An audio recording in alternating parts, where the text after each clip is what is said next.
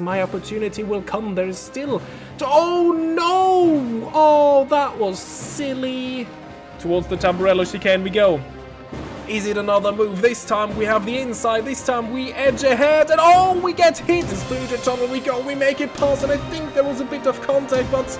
and that is our race gone. Final time into the hairpin again. I run wide. No, no, no. I lose the car. As we go up the hill towards turn 3. And actually, this is more than a little slipstream. There is an opportunity down the inside we go. We slot in behind Mika Hakkinen. Hakkinen misses the apex completely. We are already out of Hakkinen up to third. We go towards Blanchimont. Oh, but there's contact. Heavy spin. And we even lift off there a bit. Another good run. And this is a much heavier braking zone. Into Della Roggia. The European Grand Prix goes to Heinz Harald Frentzen, who is right back in the championship fight.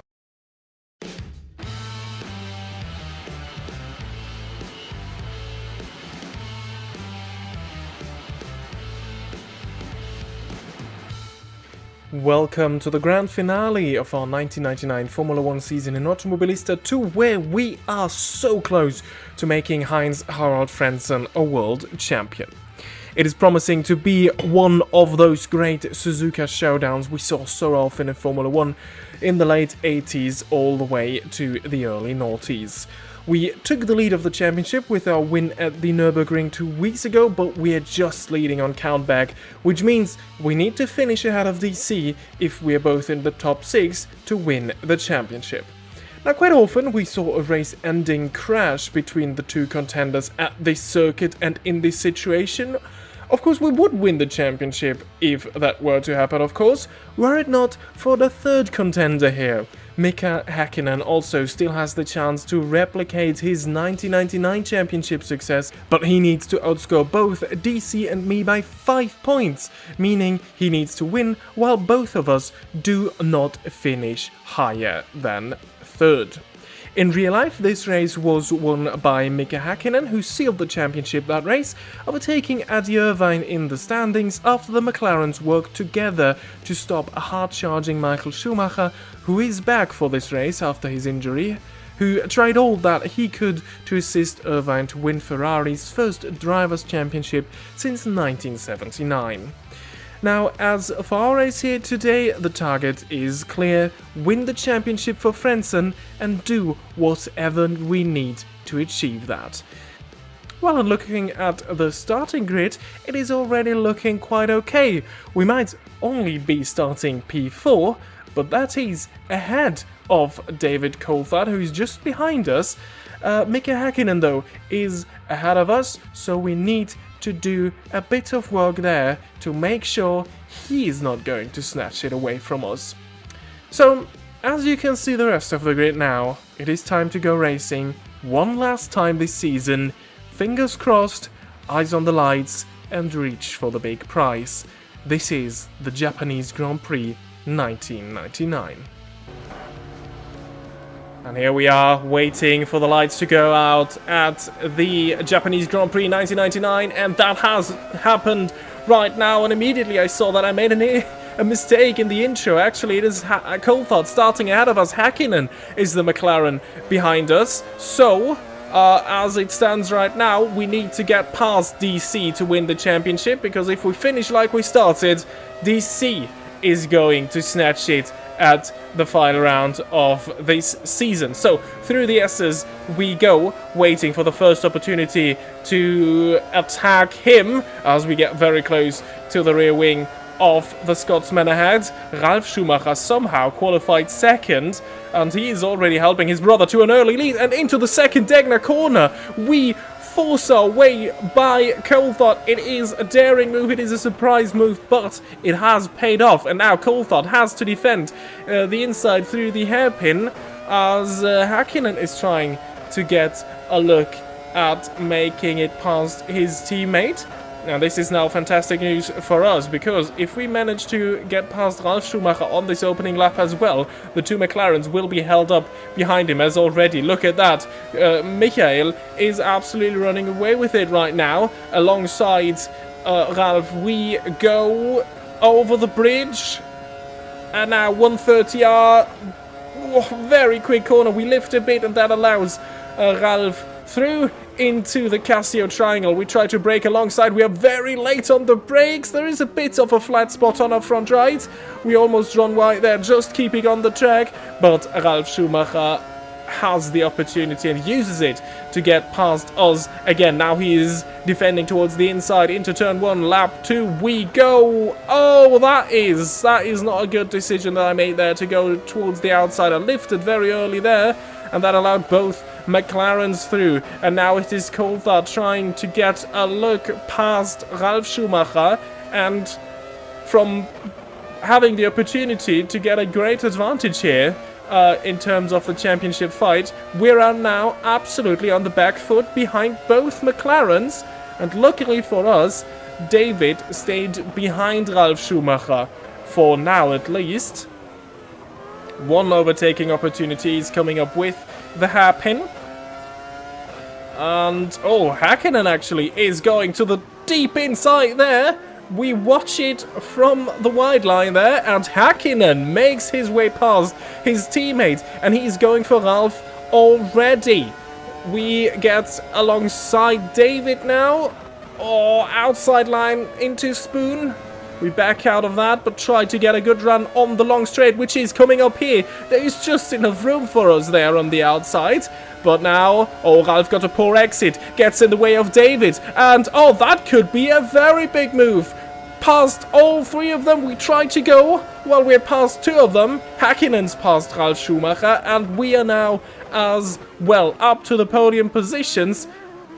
We can barely see Michael Schumacher in the distance, but that has released the flying fin now. So, as it stands, we would be winning the championship, but Hakkinen is in a good position if he manages to get close and pass Michael Schumacher as well. Coulthard still stuck behind Michael's brother, and we can focus on trying to stay with and possibly get past Mika Hakkinen, because third would not be enough for us if he wins the race, of course. And that is why we need to watch this situation and stay close to him, because if he runs away and passes Michael, that's game over for the championship. And the third man's winning. Coulthard having a dreadful afternoon so far. He's still behind Ralph. Into the hairpin we go. Also looking in the mirrors, and we see David still behind the Williams, being put under pressure by Eddie Irvine even now. And we are sticking with Mika for the moment, which is very, very important. And now this might already be an opportunity. He is pretty slow out of Spoon. We're a bit too close too early, but still we draw alongside. Over the bridge we go. Into 130R. What can we do? Again, I lift a bit. We don't want to risk a crash. We had coming together with the McLarens. And oh, this is just another one of those. This time we run into the back of Mika. Luckily, not much damage to our car. If any, there is some slight aero damage, but not performance impacting. And Hakkinen also stays on the road as well, so we just manage to get through this unscathed. Final warning issued to me. I need to be more careful as we are hunting down Mika Hakkinen again.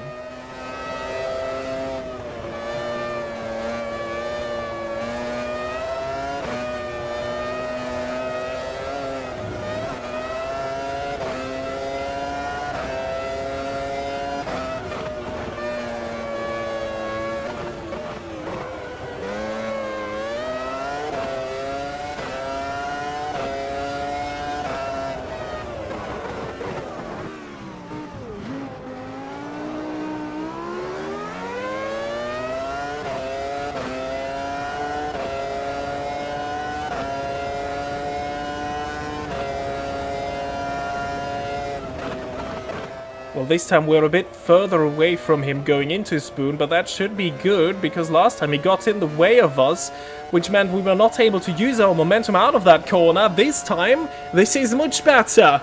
We draw alongside and even ahead of Mika Hakkinen into 130R. This time no lifting. He does a bit of a lift there off the throttle. And we're up into second. And this is now prime position for our championship fight. No attack from Mika into the Casio triangle. Of course, we all know if we overdo it, it might be game over for any of us. And, well, we're essentially gifting the championship to the third man in this fight, whoever that will be if two of us clash. Well, for the moment, we are ahead of Mika, and good news as we are getting closer to the pit stop window. We were getting away from him. The gap to Schumacher, meanwhile, stayed pretty much the same, if even he got a bit away. I was also managing the front right, which had a bit of a flat spot early on, lap 1 into the Casio triangle, and then, of course, when I ran into the back of Hakkinen, that was not nice for the tyre as well, but it should just be alright. At the end of next lap, it will be time for our pit stop, where we put some fuel back into the car. As we can see ahead of us, Schumacher has gone in already. So, we get one more lap without traffic and a lighter car. So maybe, when we come out of the pits, we could be a bit closer. For now, let's focus on this in-lap. Both McLarens, I can tell you, stayed out for that lap as well. So Schumacher a bit lighter on fuel, or he has just burned more on that first stint.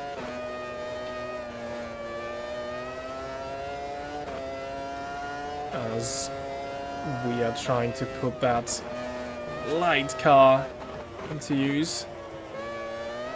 It's not making any mistakes. But for now, it is looking very, very good. We have it all under control.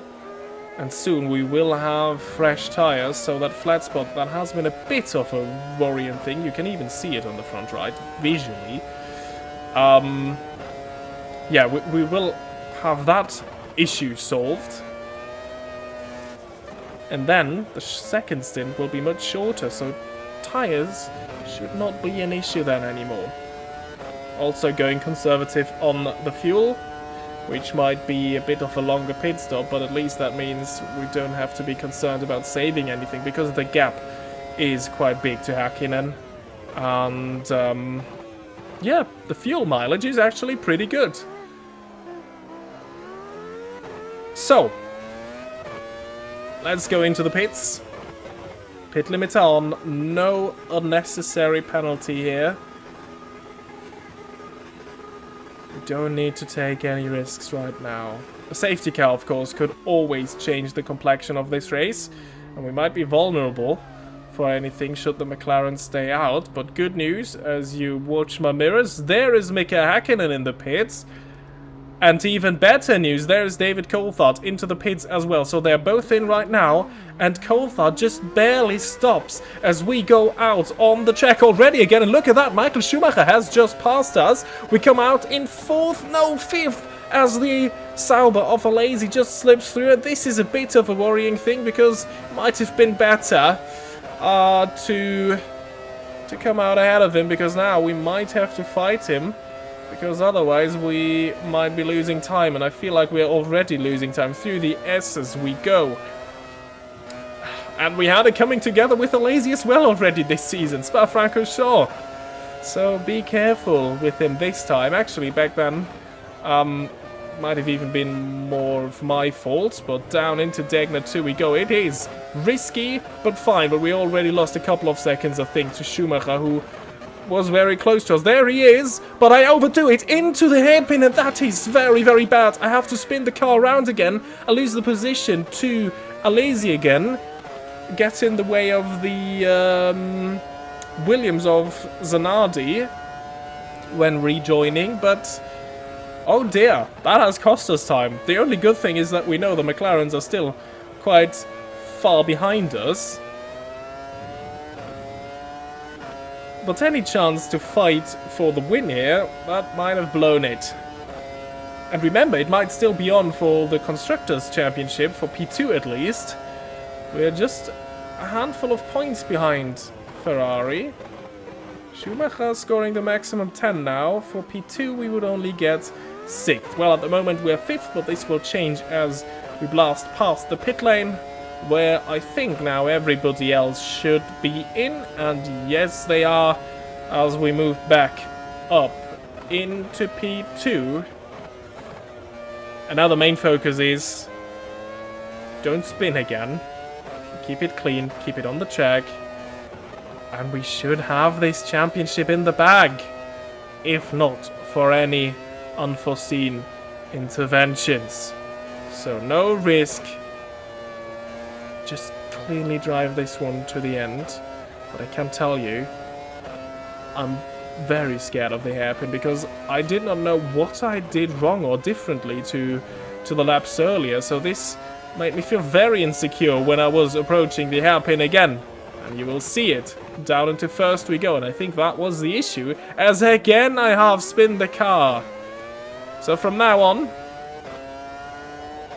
I was very, very careful in that corner, which also means that I was not the quickest overall. Still, confidence was getting back, and you are rejoining me now for the last 3 laps of the race and the championship, which at the present moment will go our and Heinz-Harald Frentzen's way.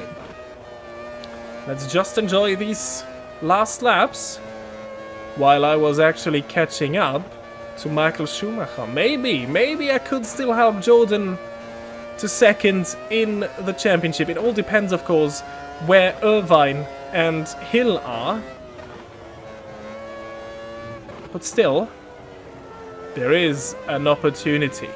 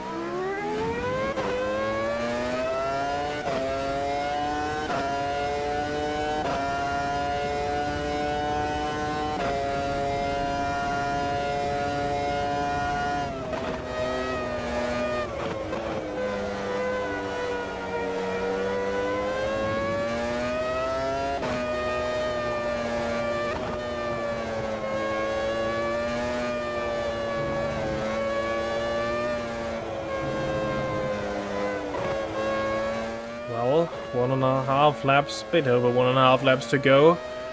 And another, well, challenge opens up there. We got past one of the Minardis. Another one is getting into the way right now, but I think that actually went quite well and we cleared them quite quickly. As we are getting closer to Schumacher, inch by inch. But it might just not be enough to get past him on the final lap. Into Spoon we go. I don't think it will be enough. I don't think it will be enough for the race win. And we should not try to over push it. And then we also would need to get past him if we are close. So probably the best thing is to just sit behind, sit this one out, and win the championship, because that absolutely has priority. Of course, I don't know where Hill and Irvine are, and we might still have a chance for P2 in the Constructors, but besides Eddie Jordan himself, who cares for the Constructors Championship and P2 in the Constructors Championship especially? Yes, it's where all the money is, but the prestigious one is the Drivers' Championship, right? So let's focus on this one as we go through the S's a final time, and we see that red car though tantalizingly get closer, corner by corner. And of course, you can tell yourself, yeah, let's just settle for second, but if you see that red car getting bigger and bigger, of course that gives you that bit of extra motivation. And I am having that right now, and I want this last lap and this last race to be exciting for you, but the issue is there's not much more for me to catch up, Michael. Not much track left there on this final lap, but a good run out of Spoon, and look at that! Now we might already be able to read the tobacco advertising on the back of that rear wing of the Ferrari. And the slipstream's kicking in. Is there a chance into the Casio triangle? Surely not. Surely not. Of course not. We show ourselves in Michael's mirrors, but we let him have this one as we finish second and win the 1999 Drivers' Championship in Formula 1 for Heinz-Harald Frentzen. Would you believe it? And again, as at the Nürburgring, that calls for one thing and one thing only. Here's some donuts for the Japanese fans. What a season. Not the most exciting race here today, but that season was absolutely fantastic. And let's one last time look at the point scorers today. Schumacher wins just ahead of us. Hakkinen completes the podium over 10 seconds behind us. Irvine 4th, Coulthard dropped down to 5th during the pit stops and just managed to clear Ralf Schumacher, who scores the final point of this race. And this is the one, the Drivers' Championship standings after the last race of the season. We win the championship and achieve our ultimate goal of making Frentzen a world champion, and we do so 4 points ahead of David Coulthard, Hakkinen 3rd, 7 points behind us, so still the top 3 not separated by 10 points. Irvine finishes 4th, Schumacher just overtakes his substitute Mika Salo in the last race of the season. Damon Hill is best of the rest in 7th, Villeneuve impressive season in 8th, Ralf Schumacher almost managed to overhaul the Canadian in the end, but didn't. He loses out on countback. Rubens Barrichello 10th, Giancarlo Fisichella 11th, and Pedro Diniz the last of the point scorers for Sauber. And in the Constructors' Championship, it is a dominant win for McLaren. Ferrari finished second with that win of Michael Schumacher, and actually seeing that Irvine finished 4th and Hill didn't score points in his last race of his career, well, there wouldn't have been a chance even if we overtook Michael Schumacher to finish second with Jordan, and then it's a big gap to the midfield teams. BA are actually best of the rest in their first season. Unrealistic if you consider how they did in real life, but well done to them anyway. Williams 5th, Stewart 6th, and then Benetton and Sauber, the last 2 teams to score points. Prost, Arrows and Minardi with nothing to show after all the 12 races. And that has been it for this race, and in fact our 1999 Formula 1 season in Automobilista 2. But fear not, a new season is just around the corner. In a couple of weeks you will see what it will be, and yeah, I hope to see you all there. Subscribe to not miss that, leave a like if you did enjoy this video and the season, and until the next time, goodbye.